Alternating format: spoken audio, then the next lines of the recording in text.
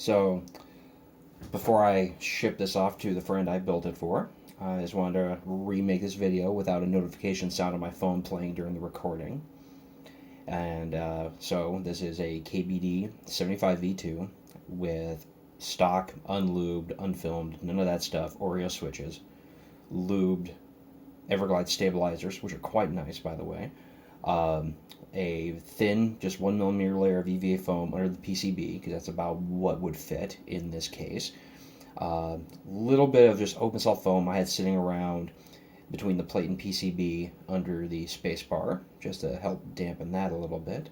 And the keycaps are just the basic KBDfans Caribbean PBT dyesub keycaps. And it's all going to be on top of about maybe 3mm generic desk pad.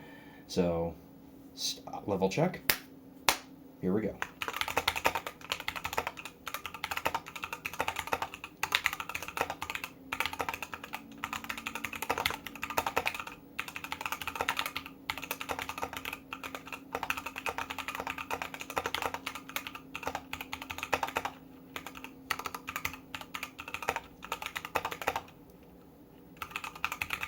I'm a terrible typist, by the way. Please bear with me.